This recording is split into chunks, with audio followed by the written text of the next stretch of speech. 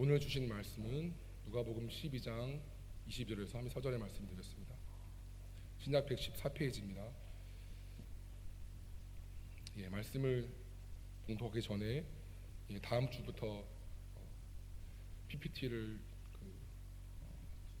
나오지 않겠습니다. 여러분들 아시죠? 참고하시고 성경책 지참하셔서 예배에 참석하셔서 혼란스럽지 않도록 하시면 좋겠고, 또 핸드폰 사용이 가끔씩 보이는데요, 여기 있으면 다 보이거든요.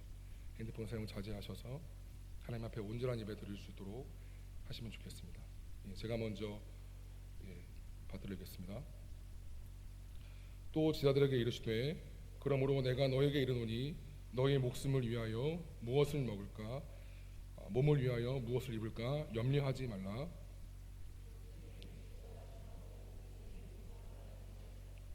까마귀를 생각하라.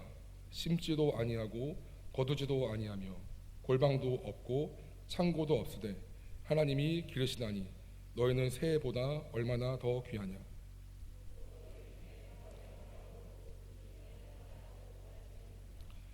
그런즉 가장 작은 일도 하지 못하면서 어찌 다른 일들을 염려하느냐.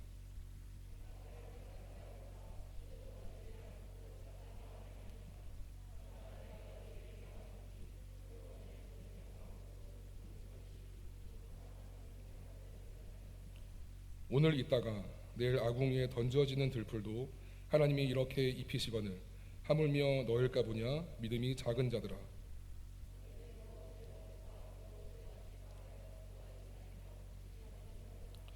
이 모든 것은 세상 백성들이 구하는 것이라. 너희 아버지께서는 이런 것이 너희에게 있어야 할 것을 아시느니라.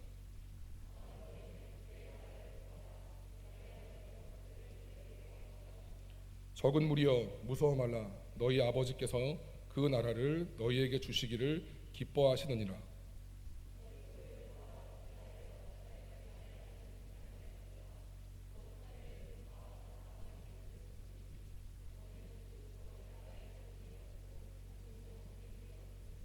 합독하시겠습니다. 너희 보물이 있는 곳에는 너희 마음도 있으리라. 아멘. 하나님의 목적이 추구하는 삶을 살라라는 제목으로 하나님 말씀 증거하겠습니다. 여러분, 사람은 누구를 위하여 창조되었을까요? 사람 자신을 위해서 만들어졌을까요? 아니면 하나님을 위해서 만들어졌을까요? 개신교의 전통적인 신앙 고백서 중에 하나인 웨스터민스터 문답은 이렇게 말합니다. 사람의 제일 되는 목적은 하나님을 영롭게 하는 것과 그를 영원토록 즐거워하는 것입니다.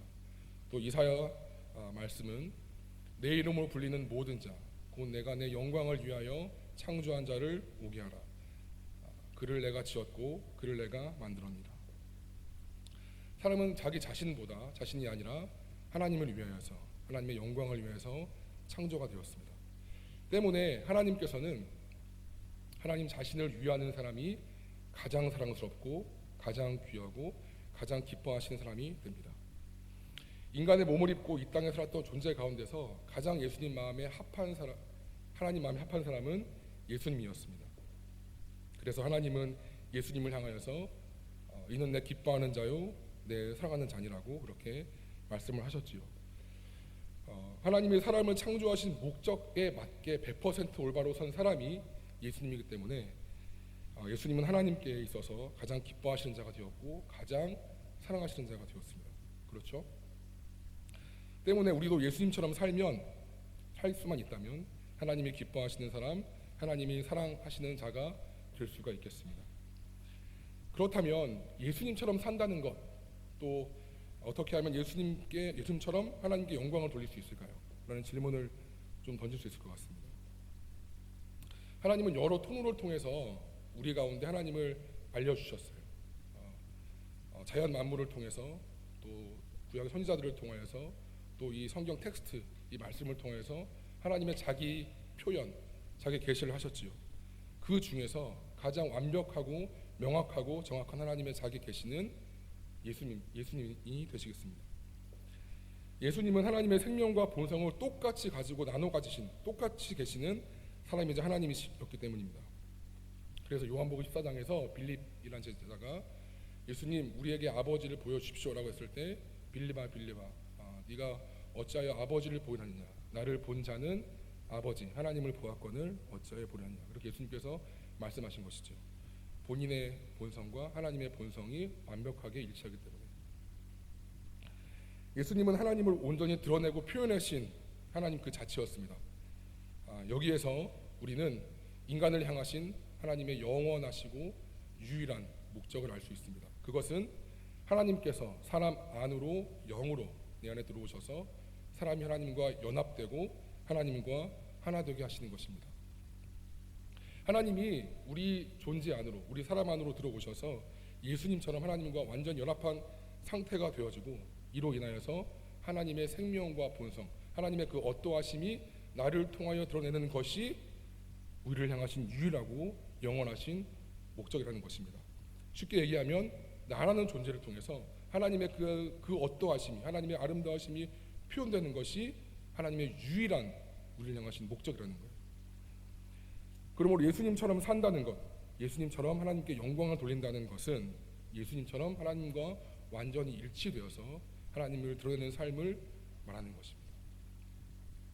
또 질문을 드리겠습니다. 그러면 왜 하나님은 사람을 통해서 하나님의 생명과 본성, 하나님의 그 어떠하심이 드러나시기를 기뻐하실까요? 다시 말해서 왜 하나님은 본인이 사람이라는 존재를 통해서 당신이 드러나시기를 기뻐하셨을까요? 왜냐하면 하나님이 정말 기뻐하시고 정말 만족해 하시는 사람은 하나님 자신이기 때문에 그렇습니다. 무슨 말씀이냐면 하나님은 하나님 자신보다 당신 자신보다 더 기뻐하시는 것이 없고 더 만족해 하시는 것이 없습니다. 왜냐하면 하나님이 창조하신 우주와 어떠한 존재를 보더라도 하나님같이 아름다운 존재가 없고 하나님같이 완벽한 존재가 없고 하나님같이 영광스러운 존재가 없기 때문입니다. 모든 면에서 사랑이나 지혜, 지식이나 능력이나 그 모든 면에서 하나님은 완전이십니다. 하나님은 자신을 볼 때 그래서 만족해 하시고 그래서 기뻐하는 것입니다. 잘 이해가 좀 안 되실 수 있겠습니다. 하나 예를 들어보겠습니다. 어떤 사람이 세상에서 가장 미인이고 가장 미남이고 성격도 제일 좋고 모든 것이 완벽한 사람이라면 그는 그 자신을 볼 때 만족할까요? 아니면 다른 사람을 볼 때 만족할까요? 내가 가장 완벽한 존재로서 서 있는데 나의 아름다움과 그녀의 아름다움을 봤을 때 그는 어느 곳에 만족을 할까요? 다른 사람의 아름다움이나 어떠함은 나보다 떨어지기 때문에 만족할 수가 없죠. 그러나 오직 그 사람, 그 본인에 의해서만 이 사람은 만족할 수가 있다는 것입니다. 때문에 하나님은 그 자신을 가장 기뻐하시고 자신을 가장 만족하시는 것입니다. 존 파이퍼가 쓴 하나님의 영광과 하나님의 열심이라는 책이 있습니다. 나중에 한번 읽어보시면 영적으로 큰 도움이 될 것 같습니다. 이 책에서 존 파이퍼는 하나님의 영광을 위해 지었다고 할 때 하나님 너무 이기적인 것이 아니냐, 모든 만물이 하나님의 영광을 위해 지었다고 할 때는 너무 이기적인 것이 아니냐라고 하는 질문들에 대하여서 하나님의 성향은 하나님보다 더 아름답고 더 존귀하고 더 뛰어난 것이 있으면 그것이 확장되고 그것이 표현되기를 기뻐한다고 얘기하고 있습니다. 하지만 하나님보다 더 존귀하고 아름다운 존재가 없기 때문에 가장 온전하신 완전하신 자신을 기뻐한다고 지금 존 파이퍼는 말하고 있습니다. 하나님을 가장 좀 잘 따라오셔야 제가 질문을 좀 드릴 건데요. 좀 잘 따라오셔야 돼요.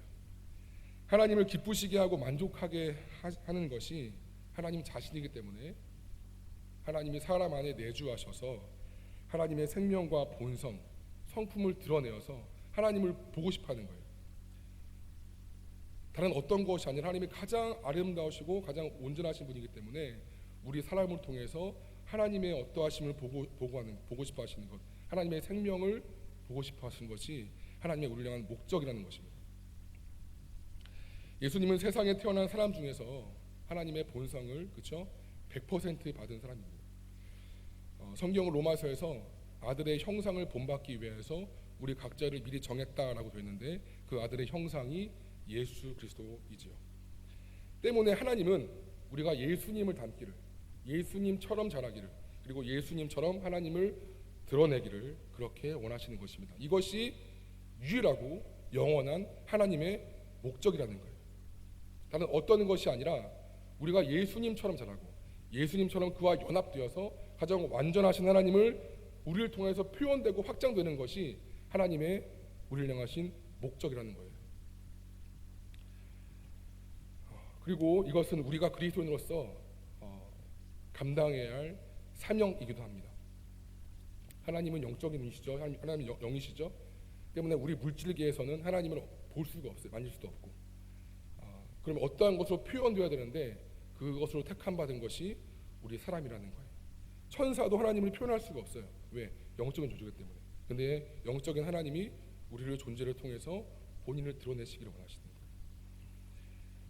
그러니까 사람이 얼마나 가치 있고 존귀한 자입니까? 감히 하나님의 생명이 나와 연합되어서 하나님이 드러낼 수 있고 나타낼 수 있는 그 매개체가 연합되는 것이 우리 사람이라는 거예요. 어떤 것도 세상 모든 만물 중에서 그런 존재가 없다는 거예요.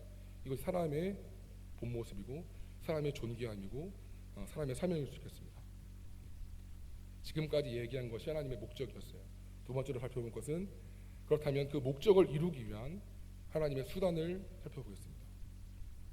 창세기 1장에서 여러분 기억나시죠? 창세기는 많이 보셨으니까 통독하다가 가장 많이 있는 게 이제 창세기죠. 창세기를 보면 창조 순서를 보면 하나님은 사람을 창조하시기 전에 사람의 생존에 필요한 모든 것을 창조하시고 예비하셨습니다. 사람이 먼저 1일날 창조된 것이 아니라 그 모든 필요에 맞는 것들이 다 창조된 이후에 제일 마지막에 사람이 창조가 되었지요. 여러분들 아시다시피 하나님은 먼저 땅을 창조하셔서 사람이 거주할 수 있게 하여 주셨고요. 물과 또 빛과 공기를 지으셔서 사람이 생존할 수 있도록 허락하셨습니다. 때문에 아담이 창조되었을 때는 하나님이 창조하신 그 모든 물질들을 다 누릴 수가 있었던 거죠. 하나님은 사람이 생존하는 데 필요한 이 모든 것을 창조하시고 예비하셨지만 이것은 하나님께서 사람에게서 이루고자 하셨던 하나님의 목적이 아닙니다. 그렇죠? 하나님의 목적은 아까 살펴봤지만 다른 거였지요. 이 모든 것은 하나님께서 하나님의 목적을 이루기 위한 수단에 지나지 않습니다. 하나님께서 인간에게 베푸시는 두 가지 은혜가 있는데 하나는 외적으로 오는 외적인 은혜이고요. 하나는 내적인 은혜입니다. 하나님의 수단과 연결되어 있는 것이 외적인 은혜라고 할 수 있겠습니다. 당시 아담이 에덴 동산에서 누리는 그 모든 물질적인 풍요함은 내적인 것이 아니라 외적인 풍요함이었어요. 그것들은 모두 하나님께서 아담을 위해서 예비해 놓으신 분명한 은혜였지만 모두 외적이고 물질적인 것이며 환경 안에 있는 은혜들이었지요. 모든 외적인 은혜는 모두 하나님의 수단에 지나지 않으며 결코 하나님의 목적이 아니라는 거예요. 그러므로 외적인 은혜 안에만 사는 사람은 외적인 어떤 물질적인 면에서 풍부할 수 있겠으나 내적으로는 마음과 영에 평강이 없는 것입니다. 자, 여러분 따라오고 계시죠? 외적으로 어떤 물질적인 풍요함이 그것도 은혜예요. 아담에게 주어진 모든 그 완벽한 물질들은 하나님 은혜 맞죠? 하나님 주셨으니까 그의 생존을 위해서. 그러나 이것은 수단이었고 외적인 것이었고 환경 안에 있는 것입니다. 여기에만 집중하면 우리가 마음과 영을 상실하는 거예요. 솔로몬을 한번 보실까요, 여러분? 솔로몬 인류 역사상 가장 많은 부와 권세를 지닌 사람이었죠. 성경을 보면 금도 엄청 흔하고 은은 길거리에 돌같이 흔하다고 성경은 표현하고 있습니다. 얼마나 어마어마하냐면 길거리에 툭툭 밟히는 돌같이 은이 많다는 거예요. 금도 흔하고 그와 같은 군사력과 명성을 가진 사람이 없었어요. 경제력과. 근데 그가 말미에 쓴 전도서 1장 2절을 보면 헛되고 헛되니 모든 것이 헛되도다라고 이야기를 하고 있는 거예요. 이런 물질적이고 환경적인 외적인 은혜는 사람을 향하신 하나님의 그 목적과 관련된 은혜가 아니기 때문에 결코 사람의 내면을 만족시킬 수가 없다는 것입니다. 그럼 반대로 내적인 은혜를 보죠. 내적인 은혜는 뭐냐면 하나님이 사람 안으로 들어오셔서 하나님의 생명과 본성이 연합된 하나님의 그 생명 자체를 말하는 거예요. 사람의 내면을 만족시킬 수 있는 것은 이 내적인 은혜밖에 없습니다. 하나님께서 성령으로 말미암아 사람 안으로 들어오셔서 그 연합되는 것, 이것이 내적인 은혜라는 거예요. 우리가 그 안에 있을 때, 그 생명과 본성을 우리가 누릴 때 이것이 내적인 은혜고, 이것은 하나님의 목적과 연결된 은혜라는 거예요. 외적인 은혜가 물질적이고 환경적인 하나님의 수단과 연결된 은혜라면, 우리의 심령이 연합되고 변화되고 성숙되는 이 은혜는 내적인 은혜이며 하나님의 목적과 일치된 은혜라고 볼 수 있겠습니다. 우리는 무엇이 내적인 은혜이고 무엇이 외적인 은혜인지 좀 구분할 필요가 있는 것 같아요. 여러분, 어떤 형제가 많이 아팠어요. 그래서 막 기도를 했고 그 병이 하나님이 응답하셔서 나았다는 것, 또는 어떤 자매가 그 거주할 곳이 없었을 때, 그런 문제 있었을 때 기도하였고 그것이 응답이 되었고 거주할 집이 생기는 것, 또는 어떤 형제가 몹시 궁핍한데 생활이 경제적으로, 근데 하나님이 기도했을 때 은혜를 주셔서 채워주시는 것, 이러한 일들은 모두 외적인 하나님의 은혜라는 거예요. 오직 하나님과 그분의 생명만이 내적인 은혜인 것입니다. 다시 얘기하면 하나님께서 사람에게 주신 모든 외적인 은혜는 하나님의 내적인 은혜를 얻도록 하기 위함이에요. 다시, 하나님이 우리 가운데 허락하신 모든 외적인 은혜는 하나님께서 내적인 은혜를 우리가 누릴 수 있도록 하기 위한 것이라는 거예요. 우리가 병이 났고 집이 마련되어지고 또 어떤 돈을 얻게 되고, 이런 모든 것들은 하나님의 외적인 은혜지만 우리의 내적인 은혜랑은 상관이 없다는 말씀을 드리는 겁니다. 그러면 질문을 드리겠습니다. 내적인 은혜가 중요할까요? 외적인 은혜가 중요할까요? 다시, 하나님의 목적이 중요할까요? 하나님의 수단이 중요할까요? 중요한 것은 하나님의 목적이고 하나님의 우리를 향하신 내적인 은혜가 더 중요한 것이 되겠습니다. 이것은 본질입니다. 그러나 죄로 인해서, 우리 죄성 때문에 사람은 하나님의 목적을 거절하고 물질적인 누림만 누리기를 원하는 거예요. 다시 말하면 하나님께서 창조하신 만물만을 누리기를 원하고 그 만물을 창조하신 하나님은 관심이 없게 되는 것입니다. 우리의 죄에 의한 그 타락 때문에 하나님 자체, 하나님 목적에는 관심이 없고요, 하나님이 창조하신 그 만물에는 우리의 모든 것들이 집중되어 있으되 그 만물을 창조하신 하나님은 우리가 관심하지 않는 거예요. 우리의 죄로 인한 그 타락 때문에 주님은 누가복음 말씀에서 이와 같이 너희 중에 누구든지 자기의 모든 소유를 버리지 아니하면 능히 내 제자가 되지 못하리라고 말씀하고 계신 것입니다. 우리가 수단에 집착하고 집중하는 한 목적, 그 내적인 은혜를 결코 경험할 수가 없는 것입니다. 좀 흐름 따라 오시고 계시죠? 오늘 본문을 보면 주님께서 말씀하세요. 22절 말씀인가요? 그러므로 내가 너희에게 이르노니 너희 목숨을 위하여 무엇을 먹을까, 몸을 위하여 무엇을 입을까 염려하지 말라. 그 다음 절에 목숨이 음식보다 중하고 몸이 의복보다 중하니라. 여기서 목숨과 몸은 하나님과 연합된 우리의 내적인 생명을 이야기하고, 그 외적인 음식이나 의복은 우리의 생존을 위한 요소들을 이야기합니다. 주님은 실상에서 우리가 흔히 볼 수 있는 까마귀나 백합화의 예를 들면서 오늘 있다가 내일 아궁이에 던져지는 들풀도 이렇게 입히시거든 하물며 넣을까 보냐라고 말씀하시는 거예요. 믿음이 작은 자들아, 하나님 이렇게 입히시는데 하물며 넣을까 보냐. 주님은 이 모든 것이 이방인들, 세상 백성들이 구하는 것이라고 하십니다. 그렇죠, 주님 말씀이 맞습니다. 이방 백성들은 하나님이 있을까요, 없을까요? 하나님이 안 계시죠.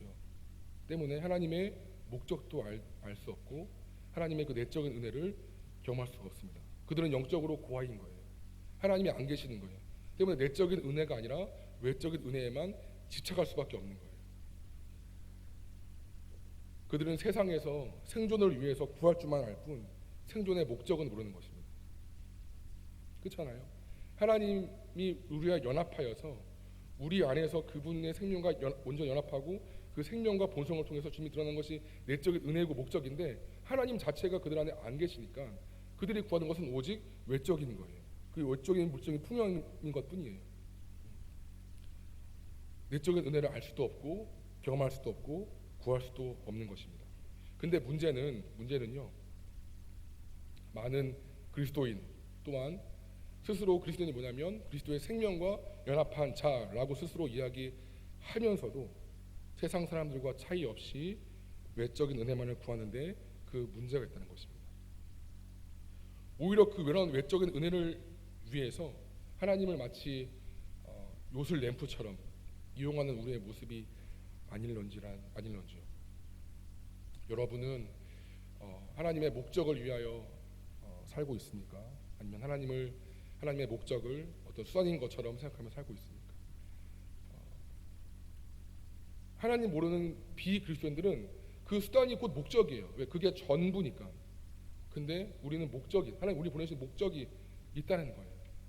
가장 아름다우시고 가장 존귀하시고 가장 영광스러운 삶을 나를 통해서, 여러분들을 통해서, 그 삶을 통해서 증거되고 확장되고 표현되는 것이 하나님의 이 땅을 향한 목적이고 교회를 향할 목적이라는 거예요. 그것이 점점 증가될 때 세상은 하나님을 보는 거예요. 눈으로 하나님을 볼 수는 없지만 너희를 통해서, 교회를 통해서 하나님의 영광을 보고 이러신 분이구나 라고 아는 거예요. 그것이 우리를 향하신 하나님의 비전과 유일한 목적이라는 것입니다. 20, 30대 많은 것들을 결정해야 하고 준비해야 할 시기입니다. 그렇죠, 여러분? 어떤 것이 있을까요? 취업도 있겠고, 진로도 있겠고, 재정적인 것들, 대학, 입시, 결혼, 자녀, 어떤 심리적인 안정, 사회적인 어떤 포지션의 안정감, 많은 것들을 결정해야 하고 고민해야 하고 기도할 시기라고 생각됩니다. 하지만요, 우리의 기도 제목은 대부분 이런 것들입니다. 대부분 이런 것들이죠. 우리의 목적과 내적인 것과는 조금 동떨어져서 외적인 은혜만을 놓고 우리는 구하고 있다는 거예요. 그것이 전부인 것처럼. 예수님 말씀하시잖아요. 지금 몇 절인가요? 너희는 무엇을 먹을까? 무엇을 마실까? 구하지 말며 근심하지도 말라. 이 모든 것은 세상 백성들이 구하는 것이라. 너희 아버지께서는 이런 것이 너희에게 있어야 할 줄을 아신다라고 하십니다. 아세요. 아담이 있으려면 공기도 필요하고 빛도 필요하고 나무도 필요하고 하나님 아시니까 만들었잖아요. 먼저 아담 전에 먼저 수단으로서 하나님 아신다고 우리의 그 필요들에 대해서 아신다고요. 근데 우리는 그 필요들에만 집중할 뿐이지 우리가 그리스도인이라고 말하면서도 우리는 하나님의 목적, 나를 향한 하나님의 그 궁극적인 목적과는 조금 관심이 떨어진 많은 모습을 보이고 있는 것 같습니다. 하나님은 우리가 하나님의 목적을 이루는 삶을 살기 원하십니다. 내 삶을 온전히 다스려 주셔서 하나님을 드러내고 표현하는 삶을 살도록 하는 것이, 우리는 거울이라는 거예요. 하나님이 가장 영광스러우신데 그 영광스러움을 나타내는 반사하는 하나님의 거울이 우리의 목적이고 우리의 사명이라는 것입니다. 이것이 그의 나라를 구하는 것이, 너희는 먼저 그의 나라와 그의 의를 구하라. 그러면 이 모든 것을 너에게 더하시리라. 그의 나라가 뭐예요? Seek His Kingdom. 그의 나라를 구하라는 거예요. 나라의 3요소가 뭐죠? 국가 3요소? 영토와 주권과 국민인가요? 내 자신이 국민이고 내 마음이 영토라면 하나님의 주권이 온전히 내 안에 이루어져서 내가 그분 말씀에 순복하고 완전히 연합되어서 그분의 통치가 내 안에 온전히 이루어지는 것, 이게 하나님 나라라는 거예요. 내 안에 저기 멀리 천국의 하나님 나라가 아니라, 물론 종말론적으로 그렇겠지만 하나님 나라가 내 안에 온전히 이루어지는 것이 하나님, 그것이 지금 예수님 지금 말씀하시는 거예요. 그래서 하나님은 우리가 이러한 하나님의 목적에 도달하도록 예수님의 형상을 닮아가고 예수님까지 자라나도록 우리 가운데 뭘 허락을 하세요?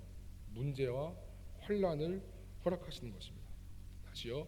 하나님은 우리가 이러한 하나님의 목적에 도달할 수 있도록 끊임없이 포기하지 아니하시고 예수님의 형상을 닮아가고 예수님까지 자라나도록 우리 가운데 문제와 환란을 허락하시는 거예요. 여러분, 인생 여러분 뜻대로 돼요? 내 마음대로 잘 풀리던가요? 내 계획대로 잘 되어지는가요? 잘 안 되시죠? 저도 마찬가지예요. 저도 잘 안 되더라고요. 그런데 그 안 되는데 하나님의 은혜가 숨어 있는 거예요. 내 계획대로 잘 풀리고 내 대로 쭉쭉쭉쭉 잘 인생 흘러가면 하나님의 은혜가 간섭할 여지가 없는 거죠. 내가 다 해버리니까. 내 계획과 다르게 틀어지는 것이 하나님의 은혜인 줄로 믿으시기 바랍니다.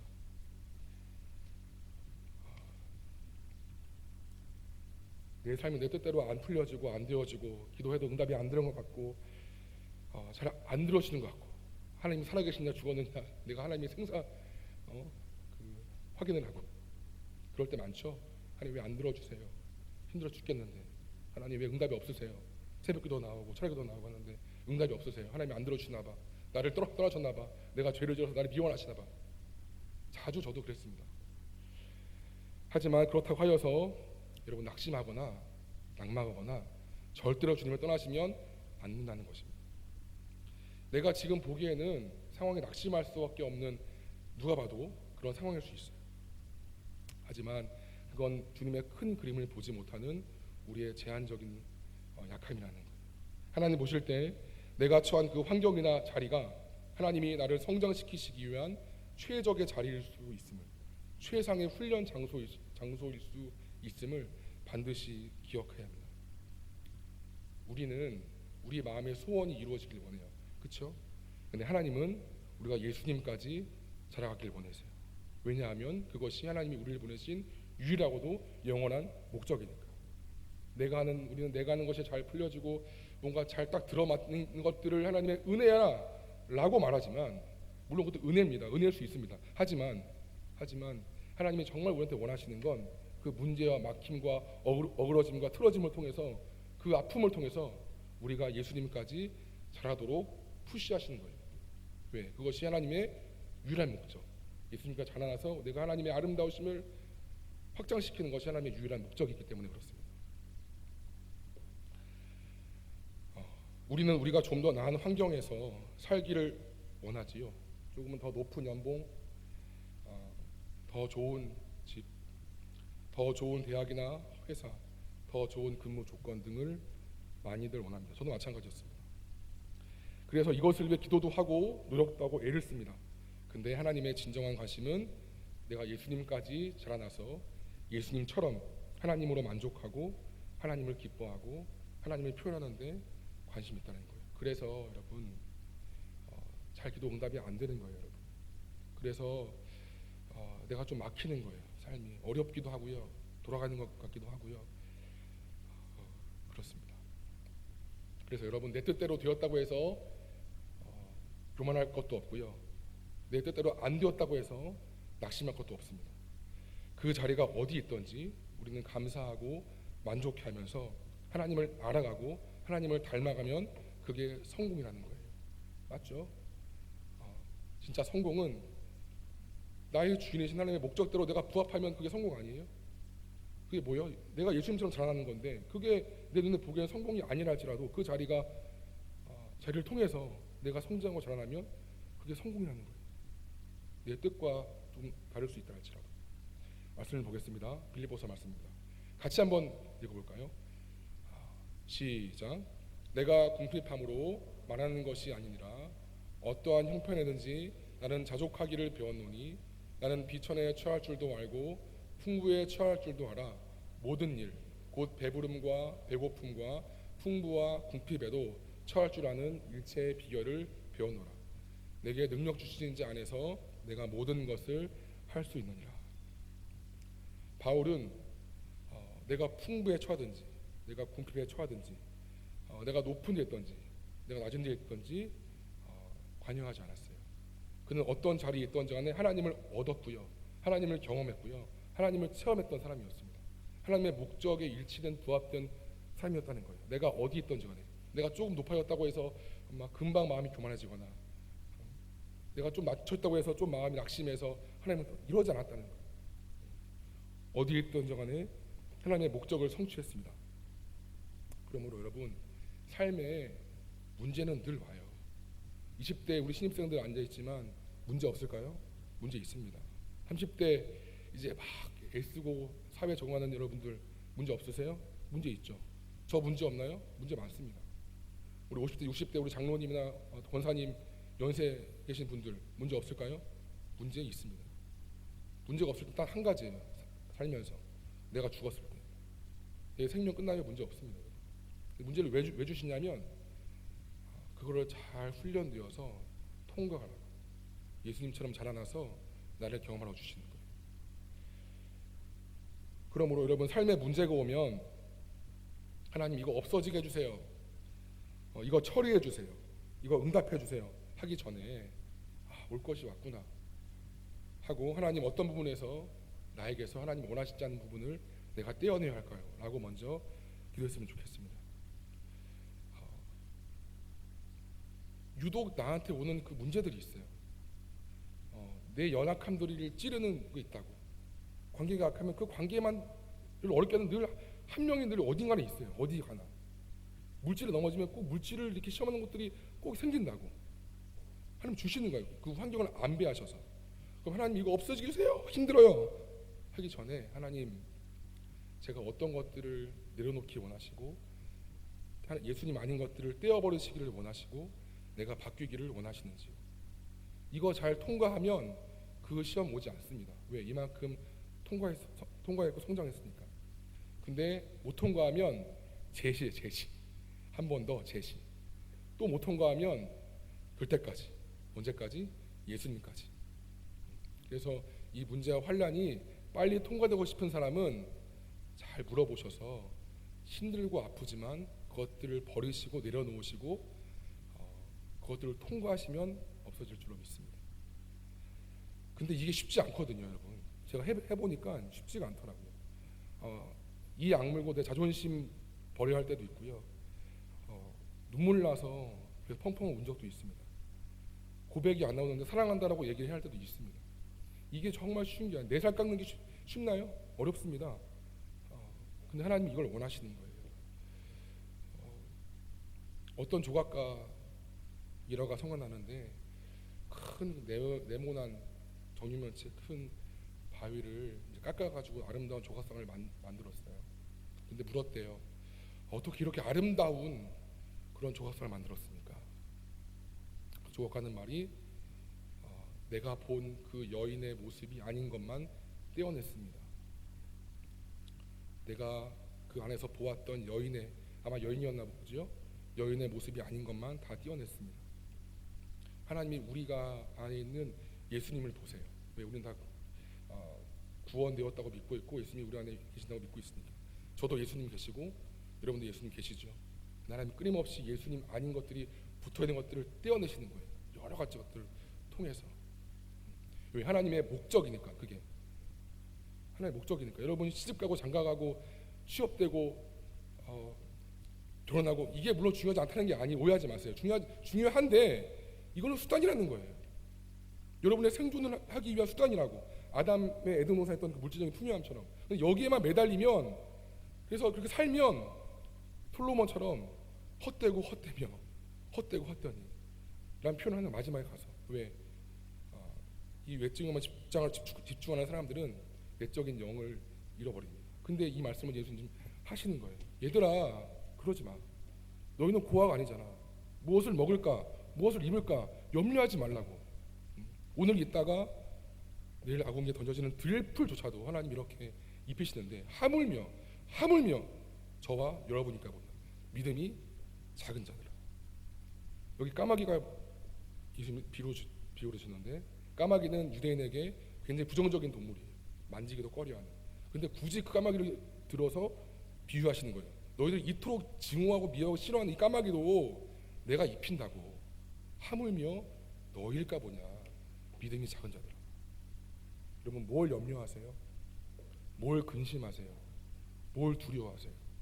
하나님이 우리 아빠인데, 전능하신 하나님이라며. 근데 뭘 그렇게 복닥복닥 하시는 거예요? 우리가 구하는 것은 뭐예요? 오해하지 마세요. 중요하지 않다는 게 아니라 중요합니다. 그래야 사니까. 아담이 살려면 빛과 공기가 있어야 돼요.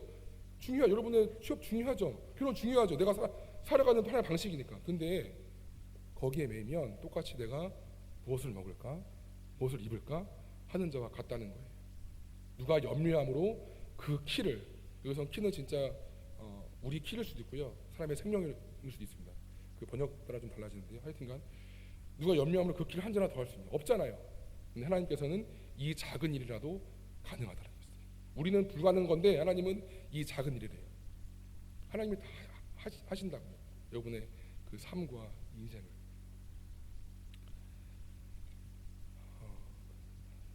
힘들고 아프지만 하나님의 도우심을 구하면서 내 안에 주님 닮아가는 것을 목표로 삼으시고 주님과 함께 잘 통과하시기를 간절히 축원합니다. 그게 되면 여러분이 한 단계 예수님을 향하여서 자라는 것이고 하나님 앞에서 여러분의 존재가 크고 넓어진 거예요. 그만큼 그런 것들을 하나 둘씩 이루다 보면 어느새 하나님 앞에서 훌쩍 커 있는 자신의 존재와 마주하게 될 줄로 믿습니다. 우리의 기도는, 우리의 관심은 목적에 있습니까? 아니면 수단에 있습니까? 이게 유일하고도 영원한 목적이래요. 하나님 말씀하시잖아요.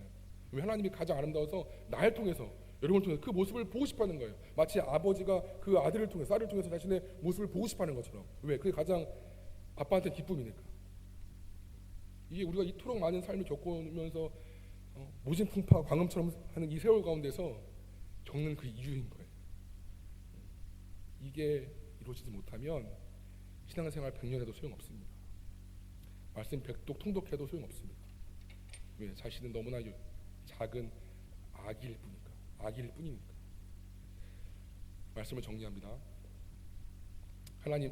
아담을 향한 하나님의 목적은 하나님과 연합하여 온 우주에서 가장 아름다운 하나님을 드러내는 것입니다. 그리고 에덴 동산의 모든 풍요함은 아담의 생존을 위한 수단이었습니다. 우리도 마찬가지입니다. 먹고 마시고 시집가고 장가가고 이렇게 저렇게 살아가는 그 의식주적 요소들은 단지 수단일 뿐입니다. 주님은 이 모든 것이 우리에게 있어야 할 줄을 아십니다. 우리가 목표로 삼아야 할 것은 하나님의 목적을 이루는 삶이며 내적인 은혜인 것입니다. 그럴 때 하나님이 이 모든 것을 더하신대요. 이건 덤이야, 덤. 이 모든 것이 그냥 덤이라고.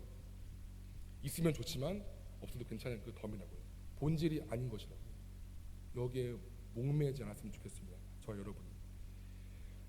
우리 생존에 필요한 외적인 모든 것을 덤으로 주십니다. 우리는 하나님이 없기에 외적인 은혜만을 매달려 물질적이고 환경적인 풍요함만을 추구하는 저기 세상 사람들처럼 동일하면 안 되겠습니다. 지금 어느 환경에 처했던지 어디에 있던지 어떤 모습이든지 매 순간마다 예수님을 닮고자, 예수님만큼 자라가고자 성령으로 그분과 연합하고자 하나님 목적대로 살아가면서 진정한 인생 성공을 추구하는 우리 영주의 귀한 청년 되기를 진심으로 축원합니다.